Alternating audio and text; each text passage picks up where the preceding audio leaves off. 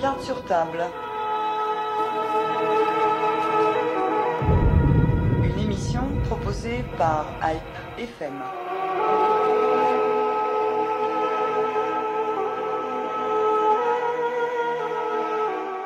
Bonjour, nous suivons depuis quelques années le mouvement de défense des mouvements et autres vestiges architecturaux en Arménie sans pour autant toujours comprendre les vrais enjeux ou tous les enjeux à la fois culturels, politiques, idéologiques ou même sociaux.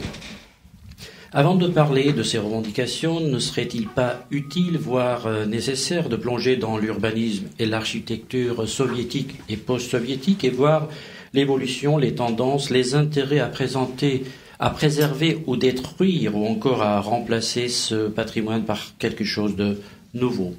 Et nous évoquerons bien entendu le nouveau, c'est-à-dire ce qui se construit ou se construira encore.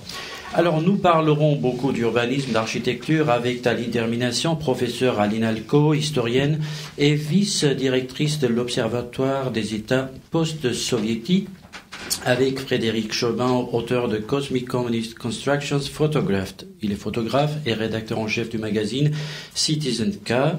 Nous parlons aussi d'urbanisme et de mise en valeur touristique de l'urbanisme de Yerevan, d'une manière particulière avec Adeline Marquis, qui est urbaniste, qui a travaillé dans le cadre de la coopération décentralisée entre la région Île-de-France et la municipalité de Yerevan, et enfin Lori Ekimian, qui est ancienne coopérante de la région Île-de-France à la mairie de Yerevan, et nous serons par téléphone avec Suzanne Monod, qui est enseignante d'architecture à l'école d'architecture de Lyon, qui a eu une intervention, donc une coopération avec l'Arménie. Bonjour à tous. Merci d'être ici pour parler donc d'un sujet qui est important pour tout le monde, puisque quand on va à Yerevan, en Arménie d'une manière générale, et quand on y va sur une période depuis l'indépendance, donc en 20 ans, on voit à la fois ce qu'on peut appeler les dégâts, on voit les changements qui sont quelque part, qui allaient de toute façon venir. Il y a une évolution qui se fait. On est passé d'une ère soviétique à une république indépendante avec également une envie de changer le passé, de tourner la page et de construire sur le plan de l'urbanisme également, comme dans la vie au quotidien, de construire quelque chose de nouveau. Alors, Tali Termination, vous avez sorti il y a quelque temps Patrimoine et architecture dans les États post-soviétiques, donc c'est un travail collégial que vous avez co-dirigé. Que vous avez dirigé, pardon. Oui. Ce sont les actes de 2 journées d'études que nous avons organisées en 2011 à l'INALCO, à l'Observatoire des États post-soviétiques. L'une était consacrée à la question du patrimoine dans l'ancien empire soviétique, la manière dont on a traité le patrimoine, quelles étaient finalement les déontologies, les soubassements idéologiques du traitement patrimonial à l'époque soviétique et en quoi ces conceptions existent encore aujourd'hui. Donc ça, c'était le thème de la première journée d'études, et la seconde était consacrée à l'architecture post-soviétique à travers un certain nombre d'exemples. Donc ce livre est un ouvrage collectif qui rassemble les actes de ces 2 journées. On traite évidemment d'un certain nombre d'exemples qui touchent aussi bien à Moscou, l'Asie centrale, il y a un chapitre sur Astana, etc. Mais enfin, l'Arménie est en bonne place, bien entendu, puisque 2 contributions et demie lui sont consacrées, plus l'introduction qui traite aussi beaucoup des questions d'urbanisme en Transcaucasie. Alors, il est très important de revoir un peu à travers ce travail et cet ouvrage que ce qu'on voit aujourd'hui en Arménie. C'est vrai que par rapport à l'Arménie, parce que Yerevan, c'était quand même, il faut le dire, avant 1918, c'était une petite ville, c'était pas une capitale vraiment importante pour les Arméniens. Non, c'était pas une capitale avant 1918. Donc, de toute façon, il y avait 30 000 habitants dans cette ville, c'était une ville poussiéreuse, mais d'un seul coup, elle a pris de l'importance. Donc, comment peut-on définir la naissance de l'urbanisme à Yerevan? avant 1918, y avait-il réellement quelque chose ou c'est vraiment avec l'indépendance et la soviétisation surtout? Avant 1918, la ville avait à la fois l'aspect effectivement d'une bourgade orientale très fortement marquée par l'obédience persane, puisque jusqu'au début du 19e siècle, le Yerevan appartenait à l'Empire perse et non pas à l'Empire russe. Et à cette strate d'habitat à la mode persane, enfin habitat de terre justement, s'est ajouté un urbanisme que je définirais comme urbanisme colonial russe du 19e siècle, qui était la partie alors définie comme ancienne de Yerevan, qui est cette série de bâtiments qui se trouvaient encore jusqu'il y a peu avant justement les destructions inhérentes à la construction du boulevard du Nord, qui se trouvaient donc dans le centre de la ville. En pierre un peu noire. En pierre un peu noire, dans ces matériaux volcaniques qui sont ceux de la région.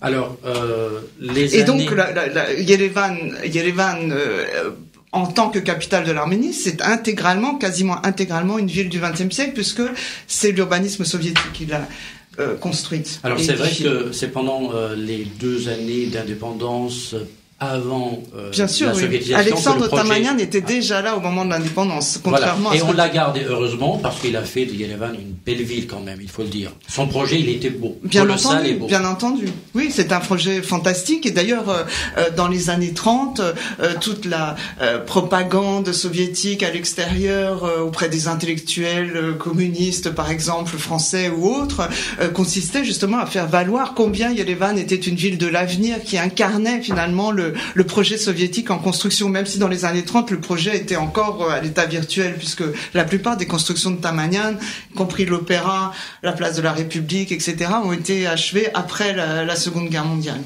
Alors, si on regarde Frédéric Chobin, vous qui êtes photographe, vous avez fait pas mal de pays pendant l'époque soviétique, hein, donc vous n'avez pas commencé avec les indépendances.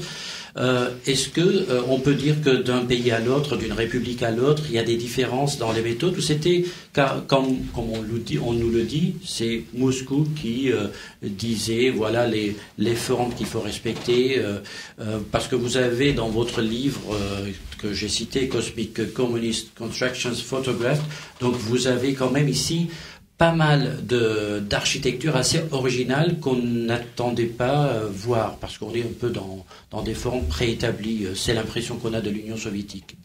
Moi, je me suis attaché en fait à révéler, à mettre à jour la qualité d'une architecture qui était méconnue, qui était tout à fait particulière de mon point de vue, que j'ai découverte incidemment et qui en fait concerne vraiment les 20 dernières années de l'URSS, parce qu'on est 70-80 sur la fin du parcours. L'architecture soviétique en fait s'est manifestée de manière en définitive assez diverse, précisément sur ces 20 dernières années, et ce dans le sillage des disons revendications locales d'une identité nationale. Ce qui évidemment s'est manifesté tout particulièrement en Arménie. L'Arménie étant très certainement en fait un des pays les plus créatifs, les plus productifs, les plus en avant sur ce plan-là. Et il y a un certain nombre de productions qui sont tout à fait intéressantes de mon point de vue. Et encore une fois, moi, je m'intéresse vraiment à la forme, à l'esthétique, à l'habillage extérieur, si vous voulez. Et en fait, il y a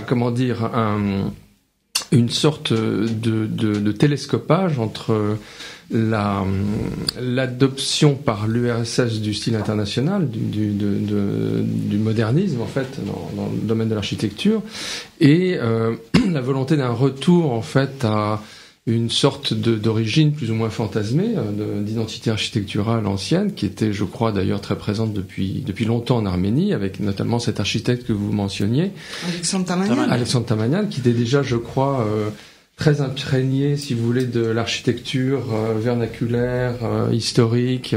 Donc ça donnait lieu à une espèce d'historicisme, enfin de contextualisme, enfin c'est le terme qu'on utilisait en fait dans le contexte soviétique, qui s'est développé, qui a continué de se développer, qui a eu en fait une montée en puissance avec la présence de Staline au pouvoir, qui en fait s'est atténuée avec le virage des années 50 où le style international a été imposé par Moscou, qui est en fait un style conforme en fait au postulat dominant de l'époque. C'était à l'époque de Khrouchtchev qui a voulu tourner la page du stalinisme. Voilà. Tout à fait.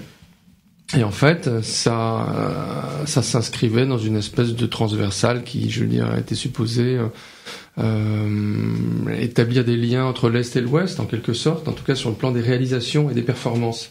Puisqu'en fait, l'Union soviétique, à l'époque, avait une certaine conscience, en fait, des retards accumulés par les fantaisies staliniennes, le faste auquel s'était livré.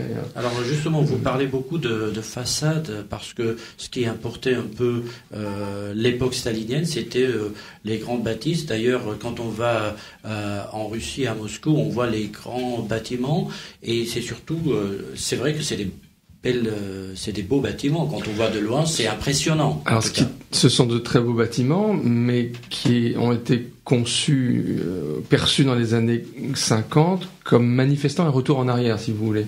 C'est une forme, si vous voulez, de néoclassicisme ou d'académisme qui était en rupture avec les avant-gardes, qui, elles, avaient vraiment marqué de leur sceau les premières années de l'URSS, qui avaient, voilà. Premières années de l'URSS, qui une période où on qui s'achève dans les années 30, raser tout le passé, en fait, avec l'arrivée des bolcheviks. Il n'y avait plus de passé, on va dire, impérial. C'était vraiment les bolcheviks qui construisaient. Donc, est-ce que la question, c'est de savoir si la politique et l'idéologie ont eu un vrai impact sur l'architecture? Évidemment, c'est, je veux dire, le moteur de, c'est comment dire, la ligne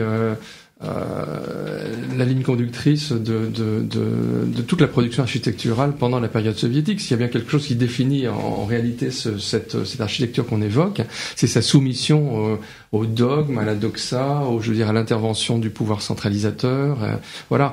Mais il y a une chose qui était évoquée par Tallinn et que je souligne, c'est qu'en fait, en gros, Yerevan n'avait pas véritablement d'identité réelle, en tout cas n'était pas associé à l'identité arménienne dans tout son développement avant, en définitive, la période soviétique.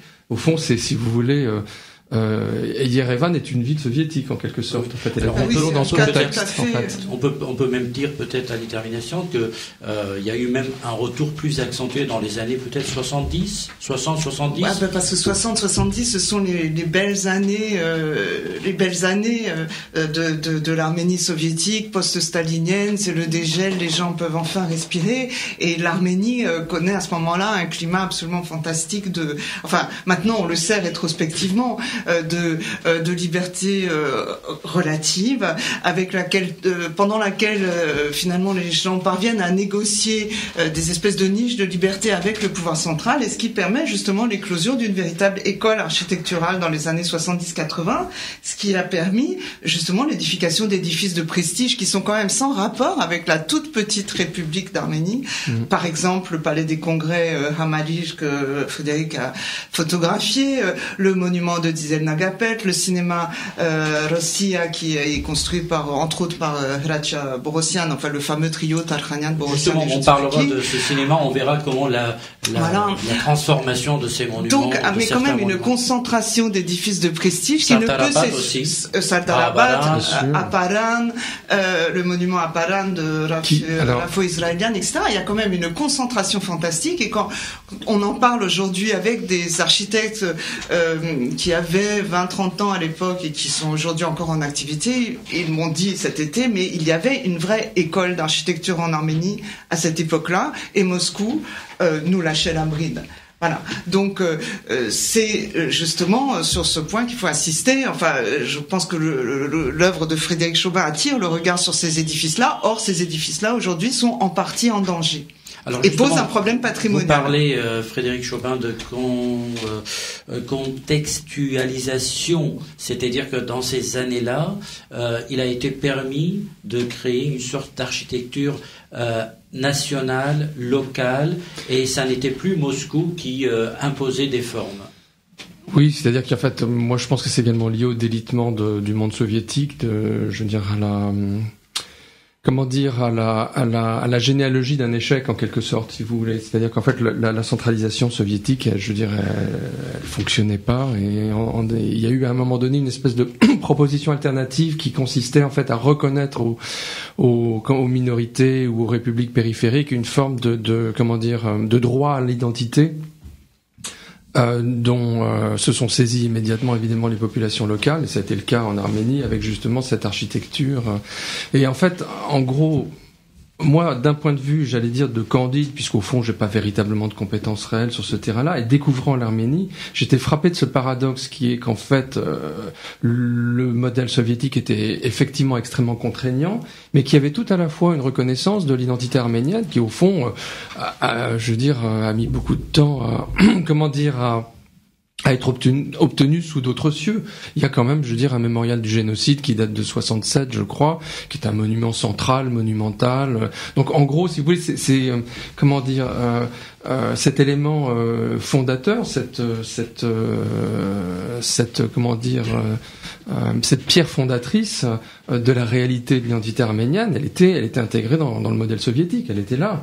Et vous parliez d'Aparan, c'est quand même très très frappant, parce que le monument d'Aparan, au fond, il est au milieu de nulle part, il est là pour conserver la mémoire d'une victoire sur la Turquie. Il a la forme, en fait, à s'y méprendre, d'une ruine d'église sans âge, en quelque sorte. Donc on est quand même, venant de l'extérieur, frappé de cette réalité-là, dans le contexte soviétique, qui était supposé être un contexte matérialiste, où la religion était en fait, d'une certaine manière, maintenue à distance. Et encore plus frappant, ce bâtiment, ce monument, a un titre, il s'appelle Renaissance. Vous voyez ? Donc en fait, vous êtes dans le paradoxe. Alors, Tali Termination, aujourd'hui on va parler beaucoup de ces changements assez spectaculaires quand même dans toutes les capitales des ex-républiques soviétiques, mais on va se concentrer sur l'Arménie dans notre cas. Mais avant de faire cela, il y a un travail assez important de fouilles. Aujourd'hui, il y a un retour en arrière. Allez, évidemment, on va parler de Garni parce que c'est quelque chose de dominant, aussi bien pour le tourisme que dans l'esprit des Arméniens. Quand on parle de patrimoine, Garni, c'est phénoménal. Mais les fouilles de l'ancienne capitale Erepouni, qu'en est-il ? Qu'en est-il ? Suzanne Monod, que nous interrogerons sans doute tout à l'heure, m'a expliqué que les fouilles à Erepouni ou dans les sites ourartéens de Yerevan avaient repris dans certains secteurs. Donc ces fouilles archéologiques dans le territoire urbain de Yerevan ont été lancées à l'époque soviétique et précisément dans la même période, c'est-à-dire dans les années 60-70 et même pour être plus précise en 1968. Donc tout ça est vraiment en concomitant à l'occasion de la célébration du jubilé de Yerevan. Il s'agissait à l'époque en 68 du 2750e anniversaire de la ville. Laquelle manifestation très importante dans la formation d'une espèce de nationalisme urbain qui était justement ce que les soviétiques pouvaient tolérer, a été donc orchestrée par le premier secrétaire du Gorkom, donc de la municipalité d'Yerevan de l'époque, qui était tout simplement Karen Demirjian, le futur patron du Parti communiste arménien. À l'époque, il était très jeune, très dynamique, comme il l'a toujours été. D'ailleurs, ce personnage finalement très regretté aujourd'hui par les Arméniens, quelqu'un de très actif. Et donc c'est lui qui organise ces célébrations. Donc en gros, l'objet c'est quoi ? C'est d'historiciser en tant que capitale des Arméniens une ville qui précisément ne l'est pas, puisque, on l'a dit, Yerevan est une capitale arménienne du XXe siècle. Elle n'a jamais été capitale auparavant. Donc les enjeux des chantiers archéologiques sont bien entendu politiques. Il s'agit d'expliquer et de construire une historicité, une identité, de donner une identité arménienne. De donner une identité. Bon, c'est un processus pas de classique. donner, pardon pour le terme, c'est pour prouver l'identité arménienne. Pour prouver l'identité arménienne, donc on trouve effectivement une stèle d'argile sur laquelle en cunéiforme, qui explique que la ville a été fondée, je sais plus quand, en 782 avant Jésus-Christ, que c'était Aldishti, le roi, qui l'a fondée en tant que capitale de son royaume, etc., etc. Donc l'archéologie soviétique, l'archéologie de l'époque soviétique, à laquelle participent les Arméniens, mais bien sûr tout ça est aussi orchestré par des gens très sérieux du musée de l'Ermitage. Les fouilles de Erepouni étaient dirigées par Boris Piotrowski, c'était le directeur du musée de l'Ermitage à Leningrad, donc c'était pas n'importe qui.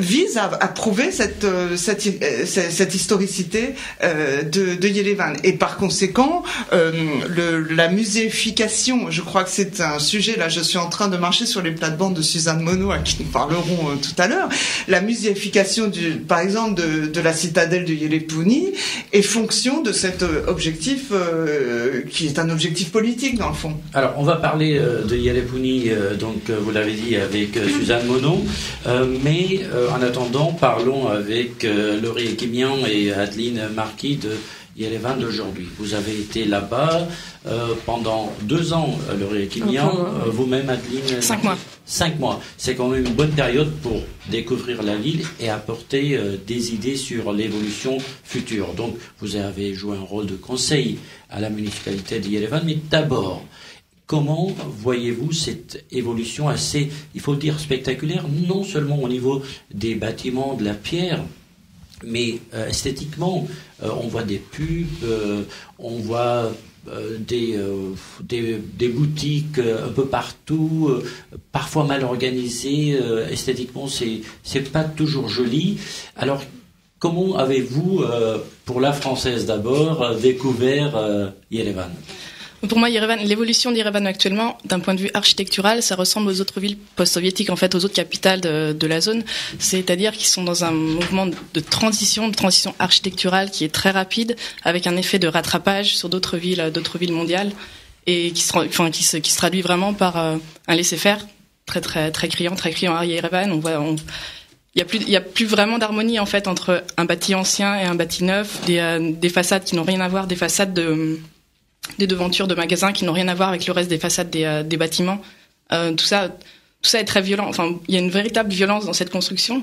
Et j'ai pas été particulièrement étonnée parce que je l'avais déjà vu. Mais ceci dit, c'est quelque chose c'est une chose contre laquelle on peut lutter et dont on peut limiter les effets. Je pense que vous avez été dans d'autres républiques ex-soviétiques et donc ce phénomène n'est pas propre, vous l'avez dit, à l'Arménie. Alors, comment expliquer ce goût, enfin peut-être qu'on ne peut pas parler de goût, tout simplement c'est une mauvaise organisation.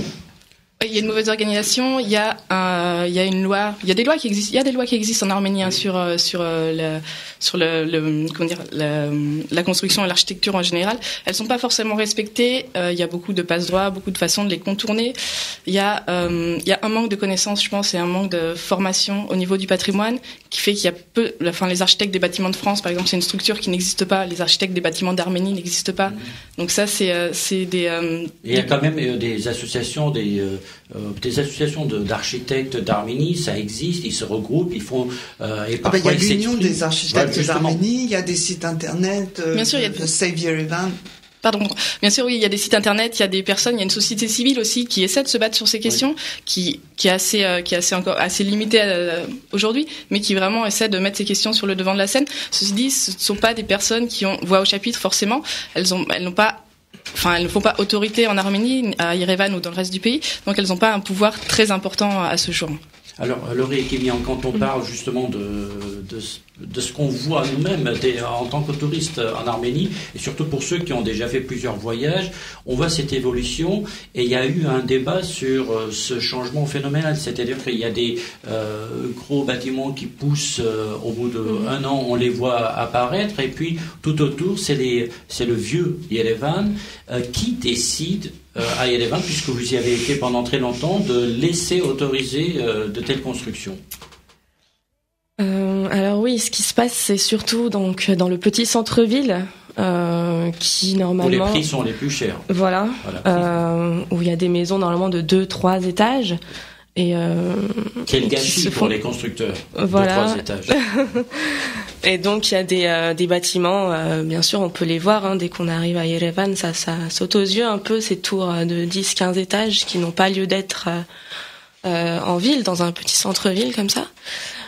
Qui décide, c'est assez compliqué. C'est en fait, bien sûr, la mairie a son département des architectes et des urbanistes qui donnent les permis de construire et qui doivent étudier normalement la faisabilité des projets, etc.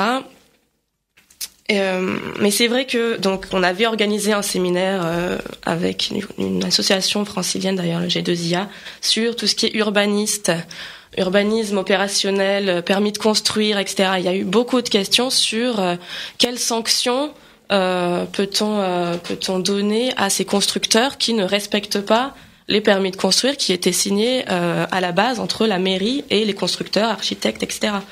Mais là, la question fondamentale que vous êtes en train de mettre en avant, c'est de savoir que à la mairie, il y a une organisation, il y a une vision de l'urbanisme, il y a des autorisations qui peuvent ne pas être données parce que ça ne correspond pas au plan général établi. Donc, il y a des infractions. Ça, c'est très important à dire parce que sinon, dans le cas contraire, on va penser que la mairie d'Yerevan autorise de faire n'importe quoi. Et ça, c'est la question principale qu'on doit se poser. Est-ce qu'il y a un plan d'urbanisme ou il n'y en a pas? Il y a une agence, enfin, Adeline va plus en parler que moi, mais il y a une agence d'urbanisme à Yerevan qui s'appelle Yerevan Project Institute. Mais bon, par exemple, récemment, là, je parlais au chef adjoint du département des projets d'investissement et de développement qui est censé faire les plans annuels de stratégie de développement pour la ville d'Yerevan. Et je lui demandais si, en faisant cette démarche de plan stratégique pluriannuel de vision à long terme de la ville, est-ce qu'il travaillait en partenariat avec cette agence? Et c'était complètement une question un peu... Enfin, il m'a regardé comme si je lui parlais chinois, quoi. C'était pas possible pour lui d'associer la stratégie de développement de la ville avec l'urbanisme, en fait. C'est quand même deux choses toujours séparées. Comment expliquer cela, Adeline Marquet? Est-ce que c'est parce que ces gens-là sont nouveaux dans... Alors, je dis quelque chose et je vais dire le contraire. Ils sont pas nouveaux. C'est une ville qui existe depuis 80. Mais on a l'impression qu'il y a quelque chose qui ne tourne pas rond parce que quand l'indépendance est arrivée, on va oublier les premières années de guerre, de difficultés. Mais ensuite, il y avait une logique de base, c'est-à-dire mettre en place quelque chose de beau pour qu'on puisse avoir beaucoup de touristes, pour qu'on puisse être fier de notre capitale, Pourquoi ça n'a pas été fait? Pourquoi ça n'a pas été fait? Je pense que la mise en tourisme, la mise en valeur touristique n'était pas forcément le premier objectif. Aujourd'hui, ça revient sur le devant de la scène parce qu'il faut trouver des voies de développement pour Yerevan. C'est une ville qui a une vision à très court terme. C'est une ville qui recherche des financements. Ça peut être une source de financement. Donc ça, c'est une des raisons pour laquelle on parle aujourd'hui de patrimoine. Mais dont on parlait pas de patrimoine il y a 20 ans. Parce qu'il y avait une urgence sur les réseaux, refaire les routes, refaire les réseaux d'électricité, refaire les réseaux d'eau. Tout ça, c'était vraiment primordial. Ça reste primordial aujourd'hui. Il y a encore d'énormes problèmes là-dessus, sur ces questions à Yerevan. Donc voilà, pourquoi ça reste primordial. On peut quand même dire que dans nombre d'appartements, il y a toujours pas l'eau courante, il y a toujours ces fameux tanks et ces histoires de tanks dans lesquels on fait des réserves d'eau pour pallier les coupures, etc. Enfin bon, ça, je crois que dans nombre de quartiers, ça n'a pas changé. Oui, donc on est toujours dans le soviétique. Faire attention de ne pas comparer, malgré tout ce qu'on a envie de voir à Yerevan, ce pays dans son ensemble à une cité européenne. Il faut comparer Yerevan à d'autres capitales. Non, je voulais juste ces difficultés mettre en valeur cette apparence de modernisation que nous donne le centre-ville actuel et le côté quand même archaïque des entrailles qui restent dans beaucoup de secteurs. Je n'ai pas une vision très professionnelle de la chose, mais simplement en allant chez les gens, on se rend compte que la question de l'eau, par exemple, n'est toujours pas réglée dans... Bien sûr, c'est le même cas dans beaucoup de capitales post-soviétiques. C'est vraiment ce phénomène de transition où on abandonne au départ ces questions, puisque les réseaux étaient assez bons au départ. Enfin, les réseaux soviétiques étaient corrects. La qualité n'était pas forcément toujours au rendez-vous, mais ils étaient là en tout cas. Et ils sont vraiment dégradés dans les années suivantes. Et aujourd'hui, on essaie de revenir sur ces questions, mais elles restent effectivement très présentes. Alors, nous allons approfondir le sujet concernant l'architecture de Yerevan avec Suzanne Monod, qui est avec nous par téléphone depuis Lyon et qui est enseignante d'architecture à l'école d'architecture de Lyon. Madame Monod, bonjour. Bonjour. Merci d'être avec nous. Donc parlons d'architecture et de Yerevan et surtout de votre contribution. Est-ce que vous pouvez dire aujourd'hui, pour vous en tant qu'architecte, esthétiquement, mais il n'y a pas que l'esthétisme en architecture, on est d'accord, mais au moins esthétiquement, on aurait pu faire mieux à Yerevan. Et je voudrais juste mettre l'accent sur l'avenue du Nord. Oui. Écoutez, je suivais donc votre débat depuis 5 minutes et je voudrais revenir sur 2-3 positions en entendant les différents intervenants. Je trouve que ça donne. Vous avez essayé de tempérer un peu ces propos, mais effectivement, je trouve qu'on a une image qui en est donnée de Yerevan lorsqu'on entend parler de côté archaïque, de coupure d'eau, de manque de réglementation, etc., qui donne une image très négative de Yerevan. Et je voudrais un peu compenser et rééquilibrer ces points de vue parce que j'ai fait un premier voyage en 93 dans le cadre de fouilles archéologiques avec une équipe d'université de Gand, avec l'archéologue Herman Gasch. Et puis j'y suis retournée ensuite régulièrement à partir de 2007. Et je vois l'évolution des Yerevan, malgré tous les défauts dont on peut parler, vraiment dans le bon sens, malgré tout. À savoir... par exemple, les coupures d'eau, si elles étaient très fréquentes dans les années 90, moi depuis 2007, pourtant j'ai de la famille qui habite en Arménie aussi, on n'en a pratiquement plus des coupures d'eau, les coupures d'eau restent assez accidentelles. Et puis pour l'électricité, vous avez raison, parce qu'il y a 2 semaines, il y a eu une coupure d'électricité de quelques heures à Yerevan, oui. Et on en a tellement parlé, parce que c'est devenu inhabituel, vous avez raison de souligner que les choses se sont améliorées depuis quelques années. J'y étais effectivement aussi pendant cette petite coupure d'électricité qu'il y a eu. Dans le centre, ça a été très vite rétabli. Il y avait eu aussi, à l'échelle de l'Arménie, à Tarkazor aussi, il y avait un colloque qui était organisé par l'université, mais ça a été rétabli dans la journée. Et donc, ce que je voudrais insister là-dessus, c'est que on n'a plus cette image d'une Arménie et de Yerevan dévastée par des problèmes de chauffage, d'eau, d'électricité. Maintenant, la vie est normalisée.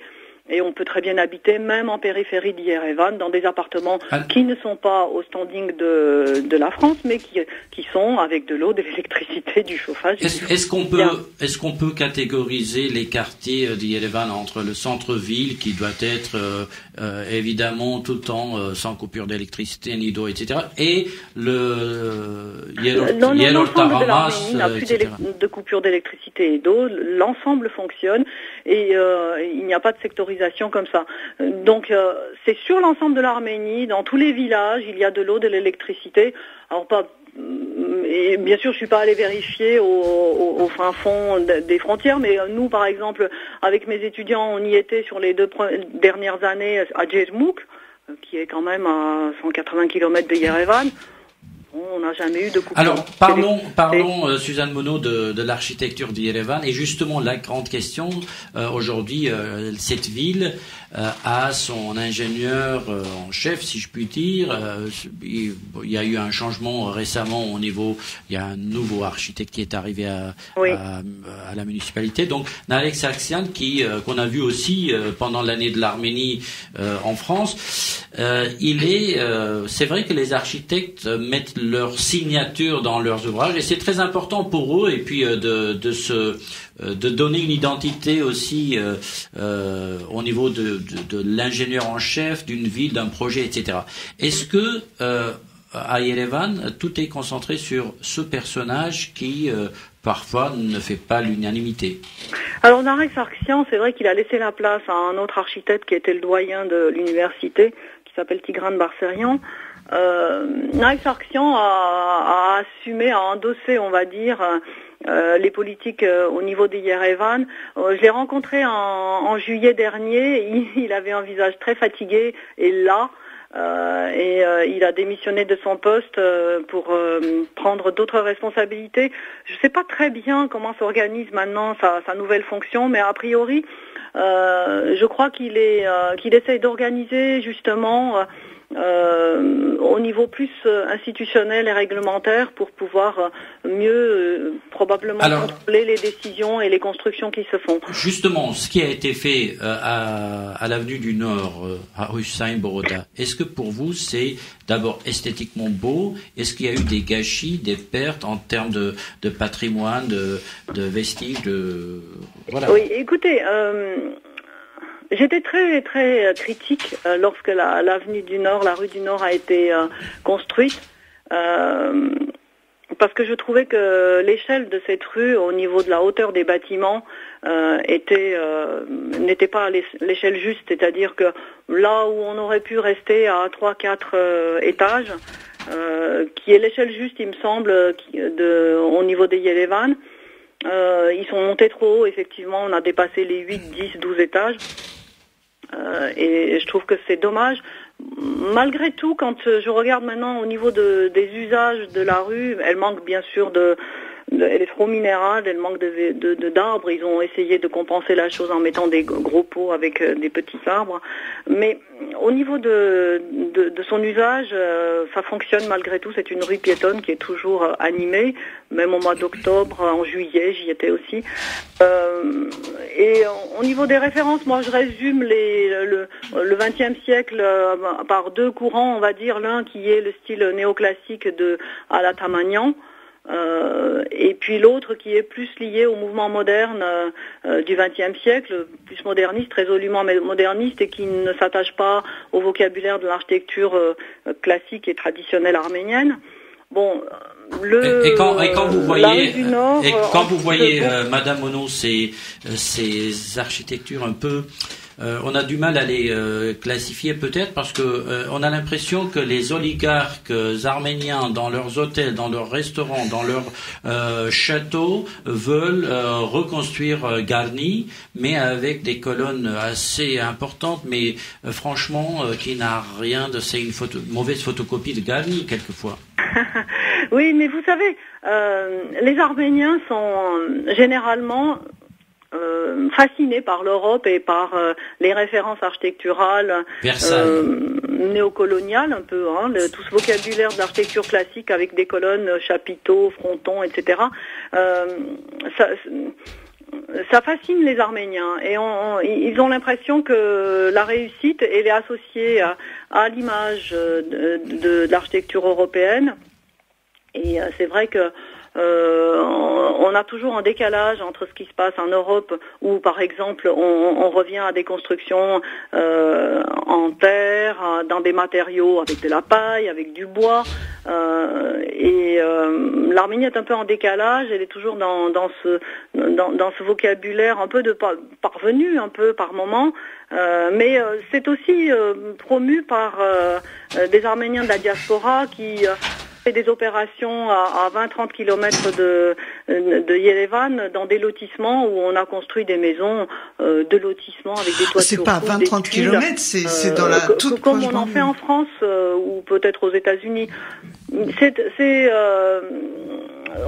Il n'y a pas, ce que je veux dire, il n'y a pas que les oligarques qui perturbent le paysage en continuant, si vous voulez, ce vocabulaire néoclassique de l'architecture. Il y a aussi des importations du style pavillonnaire européen qui construit des quartiers entiers en Arménie, aussi Yerevan. Tali termination, quand on voit justement ce style un peu presque romain qui fait son retour. Oui, mais parce que je crois que Suzanne Monod fait allusion à la cité fermée construite par Hovnanian, dont j'ai maintenant oublié Varagni, le village de Varagni, qui est une sorte de compound américain. C'est pas du tout à Ashtalak, c'est à la sortie de Yerevan, en face de ce fantastique palais néoclassique en stuc et en statue romaine dorée totalement délirant, construite par un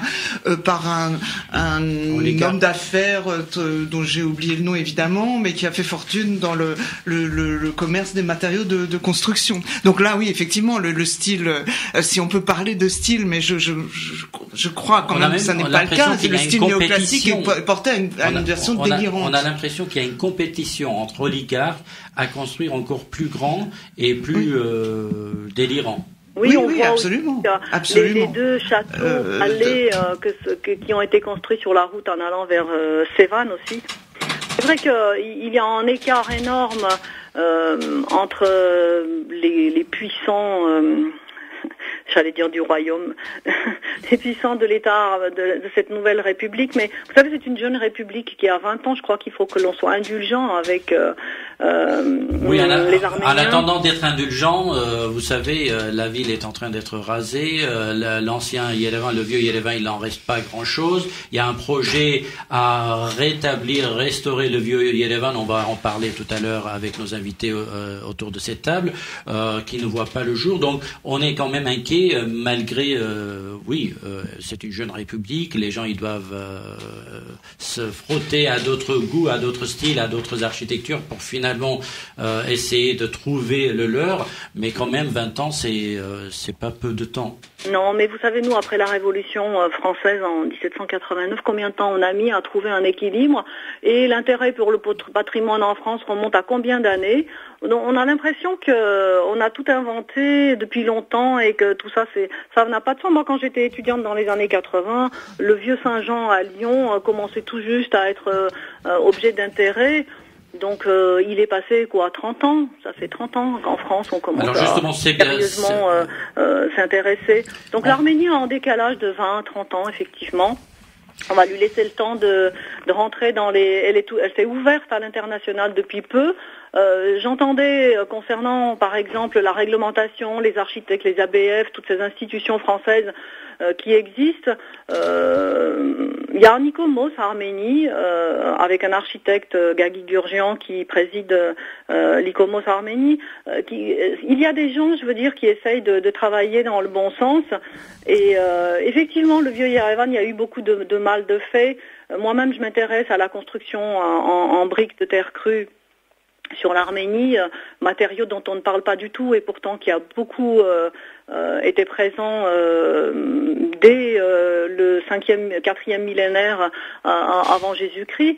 On n'en parle pas du tout, mais c'est vrai que Yerevan a évolué tellement rapidement depuis la fin du 19e, début 20e jusqu'à ce jour que son patrimoine, malgré tout, on n'a pas beaucoup de constructions civiles, on va dire, qui datent du 17e, 18e, du 15e, comme on peut avoir dans nos vieilles villes européennes. Donc il y a eu du mal de fait et ce qui est extraordinaire. Alors, la crainte, c'est que le mal se poursuive et c'est la raison de notre émission pour évaluer un petit peu ce qui a été fait, ce qui peut se faire encore, ce qui peut se construire. En tout cas, je vous remercie Suzanne Monod pour votre intervention et donc nous allons poursuivre ta détermination pour comprendre justement cette évolution et est-ce que aujourd'hui il y a une prise de conscience. On va parler des mouvements civiques pour dire qu'il y a des jeunes et des moins jeunes qui veulent préserver la ville, qui veulent garder ces vestiges, enfin ce qu'il en reste en tout cas. Comment voyez-vous l'évolution Adeline a parlé tout à l'heure, elle a employé le terme de violence, je ne sais pas si elle a parlé de violence sociale, mais effectivement, c'est cette question patrimoniale. Notamment dans le centre-ville de Yerevan, mais pas seulement, elle prend vraiment l'aspect d'une violence sociale.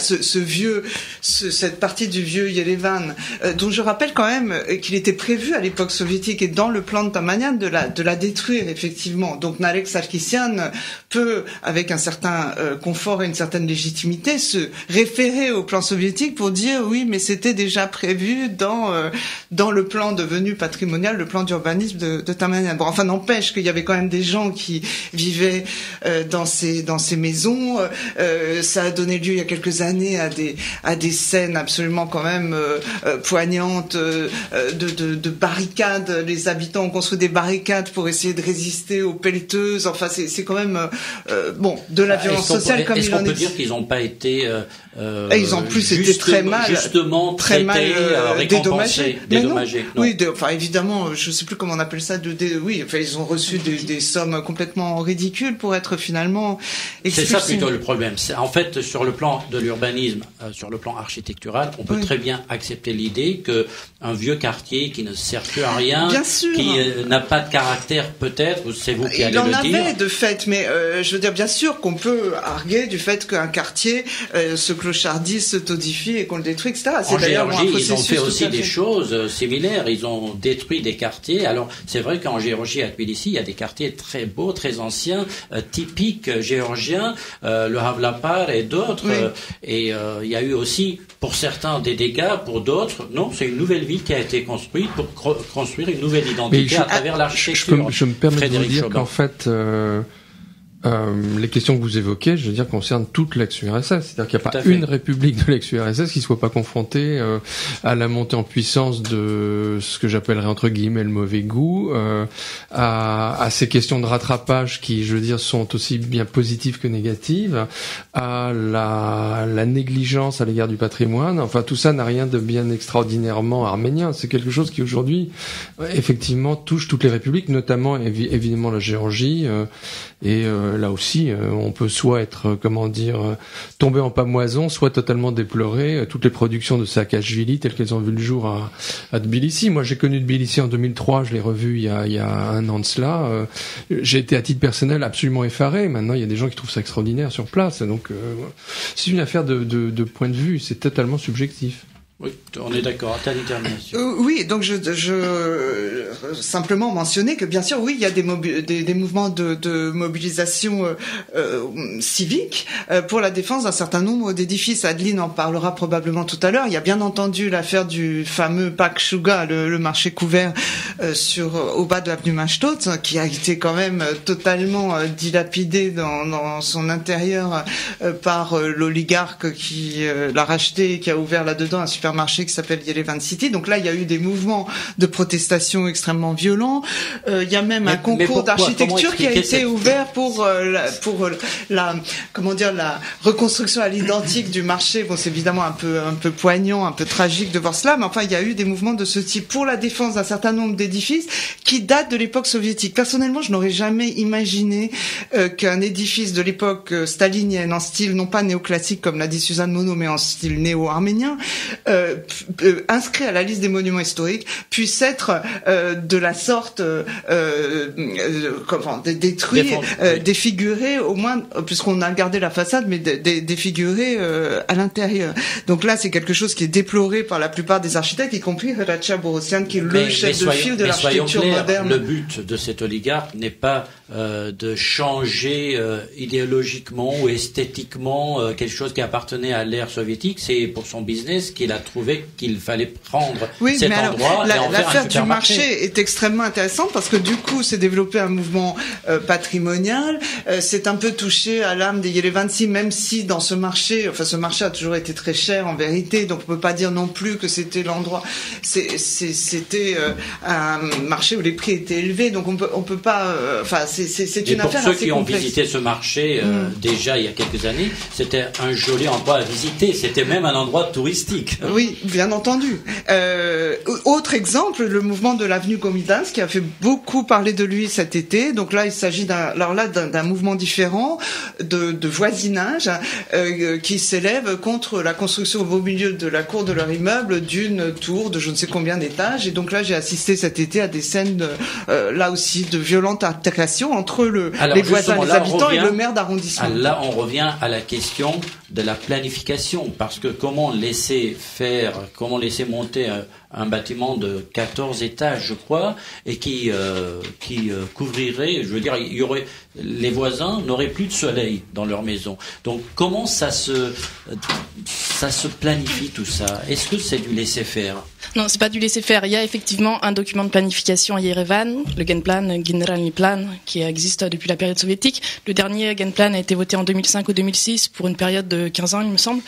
Donc c'est un projet de zoning principalement qui définit les principales zones et les principales fonctions par zone dans la ville, qui est pas extrêmement respecté, si bien qu'on arrive à les fonctions sont assez mélangées finalement dans la ville de Yerevan, ce qu'on préconise dans beaucoup d'autres villes. Qu'est-ce que vous appelez fonction? Commercial, habitat, enfin la fonction commerciale, la fonction logement, la fonction transport, la fonction industrielle, la fonction administration, toutes ces fonctions. Tout est mélangé. C'est pas entièrement mélangé, on peut pas dire que c'est entièrement mélangé, mais on arrive quand même à un certain entremêlement des fonctions à Yerevan.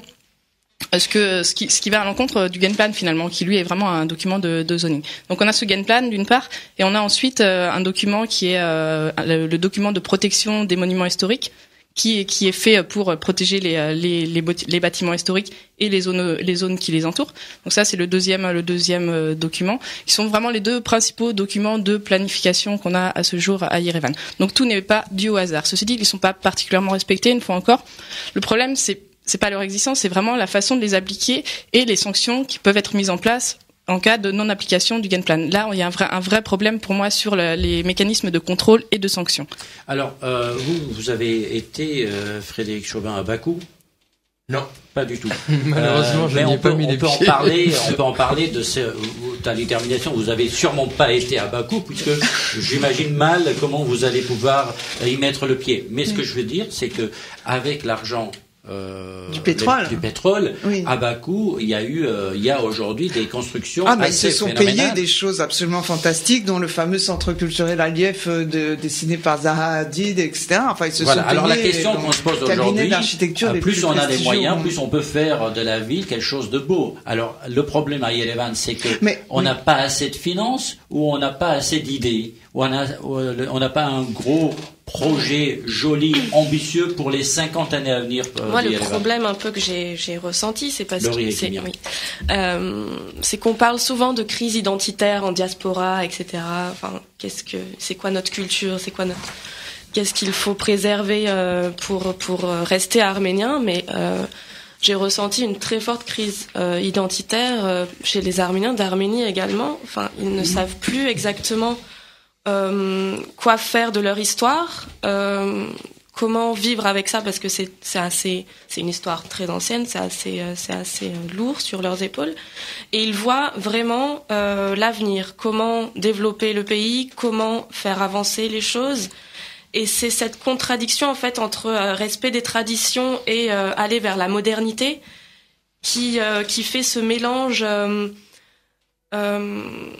voilà qu'on voit apparaître en ville, quoi. C'est le premier la première chose qu'on voit mais il faut pas non plus être injuste avec les architectes d'Arménie. Quand on parle de l'avenue du Nord, un style arménien, ce que vous avez appelé néo-arménien, c'est le néo. En tout cas, ça a été préservé. Je veux dire, on n'est pas dans des gratte-ciel à la New York et voilà. C'est vrai que d'une certaine façon. Je pense pas. Pour moi, on est exactement dans une standardisation des formes. On est dans un mouvement complètement international de construction.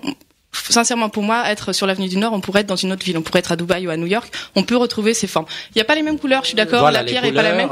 Mais ça correspond vraiment pour moi. Les balcons ne sont pas des balcons qu'on pourrait voir à Dubaï. On pourrait pas les voir à Dubaï, mais on pourrait les voir, par exemple, en banlieue de Moscou. Enfin, oui, donc, ça, cette comparaison, elle est plus logique parce que quand même, il y a une unicité historique dans les esprits. Ouais, bien sûr, mais je pense qu'il y a une perte d'identité arménienne sur la construction Alors, balcon désert, il faut quand même le préciser, parce que cette avenue, même en été, quand on se promène le soir, quand même, rares sont les appartements qui semblent habités. Donc ça, c'est encore un mystère. Ça, c'est un autre problème. Oui. Alors, est-ce qu'on peut aujourd'hui dire à un architecte de nous bâtir, de nous construire un immeuble arménien? Qu'est-ce que ça serait? Est-ce qu'il faut absolument que ce soit du douf? Est-ce que y a un style particulier? C'est quoi un bâtiment arménien? Qu'est-ce qu'un bâtiment arménien? Je pense que aujourd'hui, moi, si je devais demander à un jeune architecte arménien de construire un bâtiment arménien, j'aimerais qu'il soit capable de faire vraiment le lien entre ces matériaux locaux, traditionnels, cette façon d'habiter, ces maisons massives et assez basses, et une fonctionnalité nouvelle, créer entrer vraiment dans une perspective nouvelle de lumière, de place, alors, justement, de volume. Comment vous voulez, dans l'ère de l'Internet, où les jeunes, surtout les plus fortunés en Arménie, voyagent, voient le monde, retourner en Arménie, construire quelque chose avec de la pierre noire, avec un style austère, alors qu'ils ont vu le monde et ses lumières? C'est là toute la question. C'est une vraie question. Oui. Dans le style, moi je pense au débarcadère du nouveau téléphérique de Tadev. Oui. Là, il y a quelque chose, ça c'est un peu...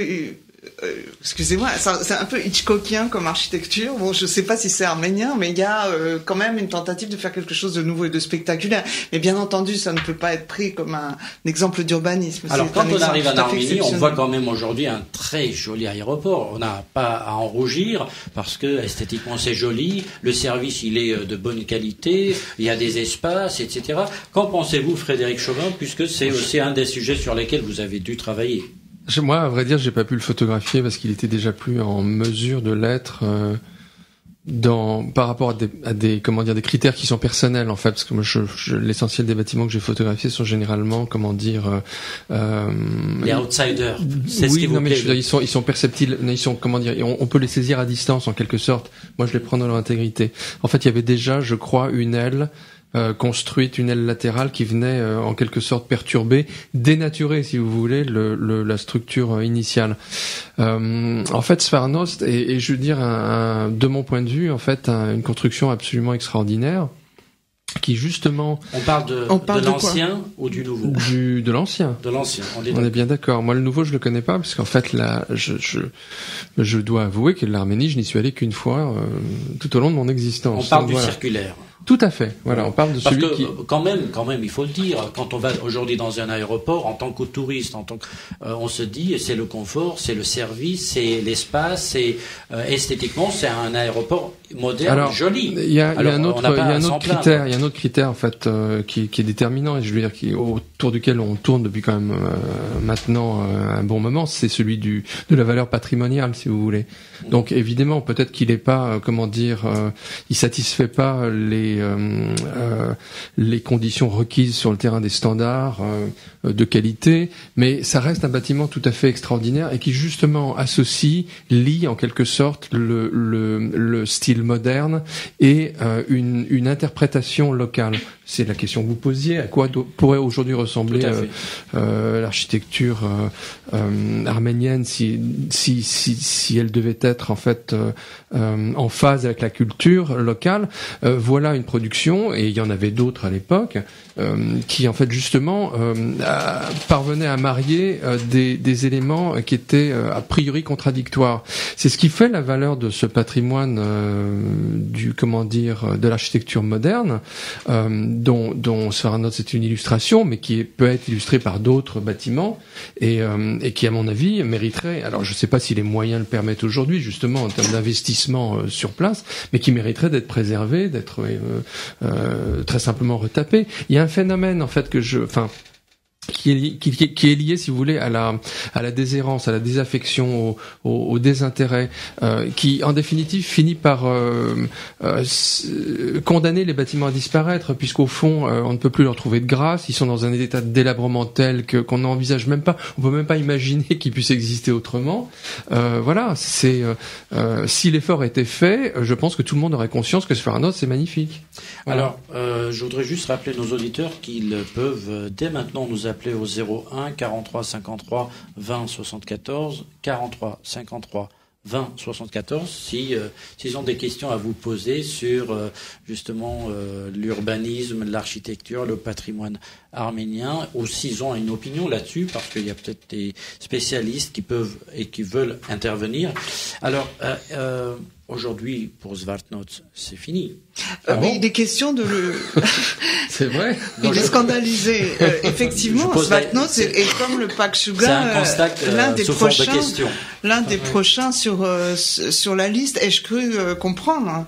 Et justement, il est vraiment urgent qu'en Arménie, on prenne conscience aussi que le patrimoine, c'est pas simplement le patrimoine dit ancien, mais aussi le patrimoine moderne. Je crois qu'Adeline, justement, s'est confrontée à cette totale absence de prise en compte du patrimoine dit moderne, et notamment celui justement qu'a photographié Frédéric, c'est-à-dire ces fameux édifices des années 70-80. Alors justement, l'un d'entre eux est transformé en marché chinois, c'est chinois ou turc, c'est le cinéma Rossiya. Alors c'est quand même drôle de voir que d'un côté on transforme un marché en supermarché et de l'autre un cinéma en bazar. Je pourrais juste intervenir 2 secondes. En fait, je vois pas ce qui est interdit par exemple au cinéma Rossiya de ne pas retrouver en fait sa fonctionnalité d'origine. Je veux dire, c'est une structure qui est extrêmement originale. Je veux dire, il y a 2 salles. Ça a l'air magnifique. De salles transformées en voilà. entrepôts. Ce sont des entrepôts aujourd'hui. Pourquoi cette ouais, moi les photos que j'ai faites sont comment dire ont été compilées, publiées dans un livre qui a eu un succès, je veux dire très considérable sur le plan international, qui, je veux dire, souligne simplement le fait que cette architecture a un intérêt. C'est même pas tant la qualité de mon travail, je veux dire, qui est à souligner. C'est le fait que ce livre ait eu du succès parce qu'il mettait en avant, il divulguait, il comment dire l'existence de bâtiments dont personne ne soupçonnait jusque-là. Parce que c'est vrai qu'à l'époque soviétique, ces bâtiments-là faisaient ce que vous appelez vous, c'était des outsiders. Ça ne remplissait pas le cahier des charges classique de l'architecture. Non, mais alors ces bâtiments, par contre, étaient quand même mentionnés dans tous les manuels d'architecture, comme des édifices exceptionnels. Oui, bien sûr. L'équipe Racha, Borossian, Tcherkézian. Alors, parlons Adeline Marty et aussi Laurie Ekimian de ce qu'on peut faire du patrimoine de Yerevan, puisque vous avez travaillé sur Yerevan, mais ça m'embête de ne pas parler des autres endroits d'Arménie, pour attirer les touristes, parce que une ville a pour vocation aussi d'avoir des gens de l'extérieur, de la découvrir et d'apporter aussi la richesse d'un pays, c'est aussi son tourisme. Donc, qu'est-ce qu'on peut faire aujourd'hui avec Yerevan et pour Yerevan? Qu'est-ce qu'on peut faire? À mon avis, il faudrait d'abord définir véritablement ce qu'est le patrimoine de Yerevan. Définir ce qu'est le patrimoine. Enfin, moi, j'ai considéré que le patrimoine, c'était vraiment le témoin d'une culture, d'une histoire, qui définit aujourd'hui l'Arménie ou Yerevan, et quelque chose qu'on a envie de transmettre aussi aux générations futures. Donc ça c'est une définition qu'on a du mal à obtenir à Yerevan. Par exemple, c'est quelque chose, le patrimoine en tant que tel, c'est quelque chose qui est difficile à définir. Les intervenants, les personnes qu'on a rencontrées ont du mal à dire précisément ce que c'est que le patrimoine. Et a fortiori à Yerevan, où on a un patrimoine qui est essentiellement 20e siècle, les gens ont vraiment, enfin les membres des institutions, que ce soit à la mairie ou dans les ministères concernés, ont vraiment du mal à définir ce que peut être le patrimoine à Yerevan. Et effectivement, je pense qu'il y a une notion, notamment celle de patrimoine industriel, qui est très très peu répandue et qu'il faut développer. C'est un travail de pédagogie, je pense, un travail de fond. C'est quoi le patrimoine industriel? Qu'est-ce que ça peut être? Qu'est-ce que ça peut être? Ça peut être les entrepôts, ça peut être les usines qui ont été construites notamment, qui tournent autour de l'industrie du vin, en fait, et du cognac, qui est quelque chose qui est fondamental en Arménie, en fait, ce rapport à ce type d'industrie. Ça, et c'est des bâtiments de grande qualité, en fait, qu'il faut aller voir et qu'il faut savoir conserver, voire changer la fonction. Effectivement, on peut tout à fait changer la fonction d'un bâtiment. Il y a aucun problème. Enfin, pour moi non plus, je vois pas de problème à changer la fonction d'un bâtiment. Par contre, il faut savoir préserver la structure et l'identité qui vraiment définit ce bâtiment, je pense. Alors, si on regarde, Laurie Ekimian, la question dans un sens inverse, c'est-à-dire que le touriste français, dans ce cas-là, que cherche-t-il quand il va dans un pays comme l'Arménie? Qu'est-ce qui devrait l'attirer pour que l'on puisse réfléchir sur le patrimoine comme vecteur de tourisme? Oui, en fait, je voulais un peu revenir. C'était aussi du coup la base de mon travail à Yerevan.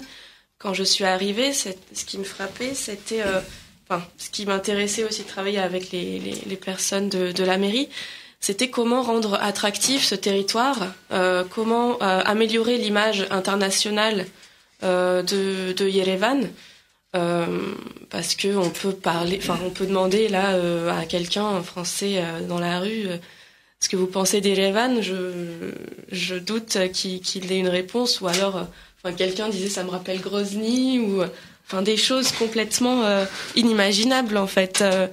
Donc c'était ça en fait, je partais de là, de valoriser l'image de la ville. À travers quoi? Ben c'est ça en fait. Du coup, on a commencé par faire une mission de la région sur le développement du tourisme.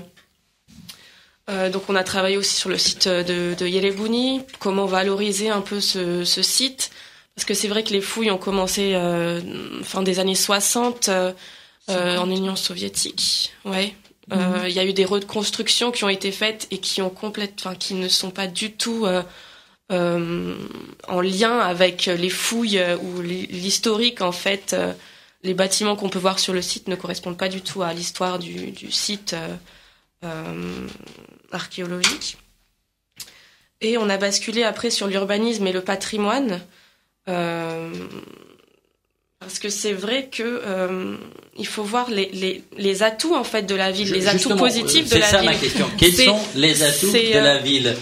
Telle termination. Mais pour moi, les atouts de la ville, c'est le patrimoine du XXe siècle. Ça ne peut plus être autre chose. Quoi? Et les soviétiques ont détruit énormément. C'est quoi précisément? Moi, je suis touriste, je veux aller en Arménie. Vous êtes un guide, vous êtes une agence de voyage. Qu'est-ce que je verrai en Arménie à Yerevan? Je ferais visiter, la Yerevan soviétique, parce que maintenant, de toute façon, le soviétique c'est devenu historique, donc c'est un sujet d'excitation, exotique. Donc ce style néo-arménien qui entretient une ambiguïté absolument fantastique, parce que il reproduit dans des formes gigantesques d'une architecture de régime des artefacts et des décors et des matériaux de l'architecture traditionnelle, si bien que si on est un peu naïf, c'était par exemple le cas quand j'étais enfant et que j'ai visité Yerevan, je croyais en fait qu'il s'agissait d'une ville historique. Donc il y a une espèce d'ambiguïté fondamentale qui est liée à ce style néo-arménien et qui recrée en quelque sorte cette histoire. Et puis ensuite, il y a ce fameux patrimoine moderne cher à Frédéric Chopin qui vraiment mérite là aussi un vrai traitement patrimonial. Mais ça suppose quand même de revoir complètement d'abord la propriété de ces édifices qui est maintenant aux mains d'oligarques, si nous avons bien compris. Et donc je ne vois pas comment, il va falloir éduquer les hommes d'affaires, éduquer les oligarques. Enfin, il y a un gros travail à faire. Et donc ça, je ne sais pas si ça peut se réaliser dans le cadre d'un partenariat avec la municipalité d'Yerevan. Alors, vous évoquez souvent ces contrastes justement entre l'époque soviétique et ce qu'on voit aujourd'hui depuis quelques années. Et vous rappelez des images dans le film de Combs Shabazian qui relate justement, on l'a vu à Paris, il était de passage il y a 2 ans, et on a vu vraiment ces contrastes assez spectaculaires. Pour ceux qui n'ont jamais visité Yerevan, ce film de Combs Shabazian met en avant justement ce côté dérangeant de cette architecture. C'est évidemment dérangeant parce que comme Shabazian, en plus je ne connais pas ce metteur en scène. J'ai vu ce film mais sans rien savoir de lui. Film en effet. Alors bon, ça va peut-être agacer Suzanne Monod, mais enfin film en effet une famille qui vit au milieu d'un trou de chantier et donc les gens se retrouvent à laver leurs enfants dans des bassines au robinet. Enfin, on a l'impression de se retrouver dans un bidonville à Rio ou je ne sais quoi. Tout ça sur bruit de pelleteuse. Alors, à aucun moment, il y a un plan général sur la ville ou même sur le chantier. On entend les pelleteuses, on voit les instruments et on les entend de façon permanente. Et c'est un film qui, selon moi, relate exactement le problème que nous essayons d'évoquer, c'est-à-dire cette extrême violence de l'urbanisme post-soviétique. Alors moi je reviens à la question initiale, Adeline Marquis, pour dire comment, puisque vous avez travaillé sur le sujet, comment mettre en avant Yerevan, une belle ville, parce que franchement, on est en train de dire aujourd'hui, il y a des choses qui ne vont pas à Yerevan, on a des critiques par rapport à une certaine forme d'architecture, l'urbanisme mal organisé parfois, des autorisations à tout va pour construire ici et là. Des monuments qui disparaissent de la liste des monuments historiques. D'accord, mais ceci dit, être à Yerevan, vous y avez été 5 mois et 2 années, franchement c'est agréable de vivre dans ce pays, franchement. Oui, je confirme, c'est une ville qui est très très agréable à vivre et c'est quelque chose qu'il faut préserver. Je pense notamment Kentron, le district central, ça c'est vraiment un élément qui est vraiment très agréable à préserver. Et je pense que c'est un élément patrimonialisable aussi. C'est le plan de Tamanian, c'est quelque chose d'assez exceptionnel en fait. Enfin, donc on parlait de patrimoine industriel. Je pense aussi que c'est effectivement la carte à jouer de Yerevan. Tout comme l'eau, pour moi, c'est quelque chose de très important et qui participe de l'identité de la ville. Oui. L'eau, le bruit de l'eau, les fontaines, c'est vraiment quelque chose à mettre en valeur plus que ce qui existe aujourd'hui. Après, ce qu'il faut faire pour moi, ce qu'il faut faire aujourd'hui pour une véritable mise en valeur du patrimoine, c'est d'abord initier une vraie réflexion sur ce qu'est le patrimoine et ce qu'est l'identité de la ville de Yerevan aujourd'hui. Ensuite, assurer un portage politique fort, faire du patrimoine vraiment une politique prioritaire et non pas comme aujourd'hui, juste une question qu'on aborde de façon secondaire. Construire une économie du patrimoine vraiment avec des méthodes de financement, des impôts qui correspondent aussi à comment savoir récolter des fonds pour mettre en valeur certains bâtiments, créer une économie touristique également. Donc ça va venir au fur et à mesure, je pense. C'est mettre le patrimoine au cœur d'une véritable politique de développement durable et faire du patrimoine vraiment un point important dans un ensemble de politiques urbaines, c'est-à-dire liées au transport, liées aux déchets, liées à vraiment lier le patrimoine aux autres politiques urbaines, ne pas en faire un point exclu du reste. Alors justement, Yerevan, quelle identité touristique donnée à Yerevan? Parce que quand je vais à New York ou à Moscou ou à Dubaï ou au Mexico, je sais à quoi m'attendre. Est-ce que le touriste français aujourd'hui sait à quoi s'attendre? Quelle est l'image qu'on n'a pas peut-être encore réussi à créer, mais en tout cas qu'on veut créer de Yerevan? Pour le français, qu'est-ce que ça doit être? Est-ce que c'est les boîtes de nuit? Est-ce que c'est des endroits très agréables pour des jeunes? Est-ce que c'est un endroit très culturel? On n'a pas parlé de Kino Moskva. C'est aussi un des lieux que les citadins veulent préserver parce qu'on voulait construire non pas un supermarché mais une église. Oui, alors parce que là il y a un double empilement patrimonial parce que ce cinéma Moskva, enfin le cinéma d'hiver et le cinéma d'été, puisque là il s'agissait de préserver le cinéma en plein air, qui est un édifice là aussi moderniste des années 60, était en réalité construite sur une église Boros Bedros qui a été détruite par les soviétiques au plus fort moment de la campagne athéiste durant les années 30. Donc là, à un moment, il y a eu une double bataille. L'église, je crois, voulait reconstruire une église, alors qu'en face, dans la parcelle d'en face, on a déjà reconstruit la résidence du Catholicos. Donc tout le quartier menaçait d'être ainsi, colonisé par l'immobilier ecclésiastique. N'est-ce pas, Adeline Marquis, un point important pour le tourisme et le patrimoine de Yerevan et de l'Arménie d'une manière générale, c'est que finalement l'identité dont on parle, une partie de cette identité pourrait être ce qu'on appelle le tourisme religieux, c'est-à-dire ce patrimoine religieux qu'il faut renforcer. Non, peut-être. Le patrimoine religieux, oui, il existe, il est très important en Arménie, c'est sûr, c'est une véritable composante du tourisme patrimonial aujourd'hui. Ceci dit, c'est pas le cœur du patrimoine à Yerevan, absolument pas. Il est très important en dehors de l'Arménie. Tout à fait. En dehors de Yerevan. Donc il n'a pas besoin d'être si présent à l'intérieur de la ville, d'autant qu'on a construit. Le maintien de Kino Moskva. Ah, bien entendu, mais je regrette simplement que à cause des moyens de communication modernes,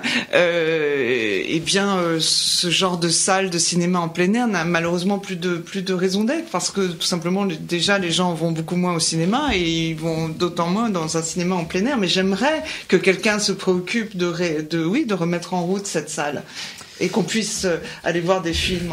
En tout cas, nous avons aujourd'hui essayé de mettre en avant l'importance du patrimoine d'une manière générale en Arménie. On a évoqué très légèrement l'histoire du patrimoine par rapport à l'Union soviétique, les différentes étapes que Frédéric Chobin nous a présentées aussi. Nous sommes tous intéressés parce que Yerevan soit une ville belle, touristique, agréable et surtout harmonieuse, avec une identité, avec un passé, et aussi qu'elle soit tournée vers l'avenir, évidemment.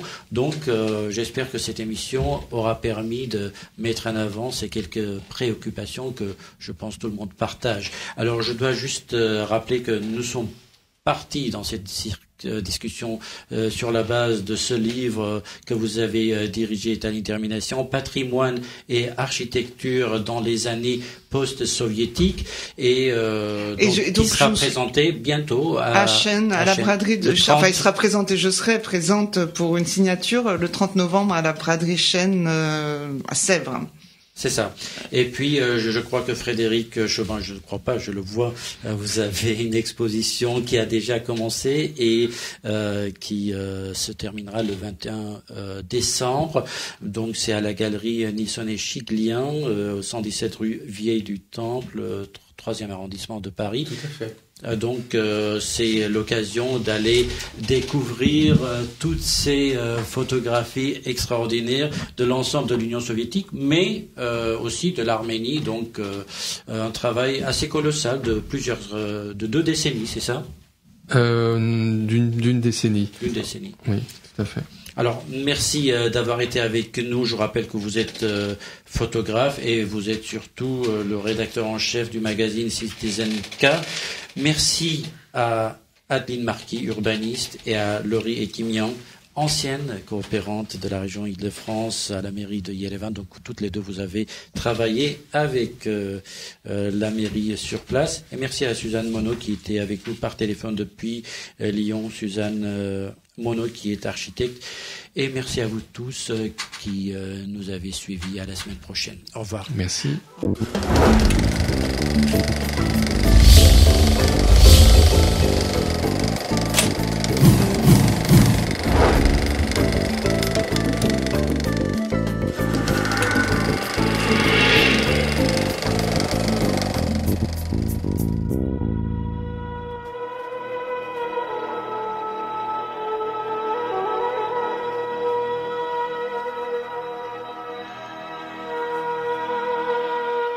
Carte sur table. Une émission proposée par Hype FM.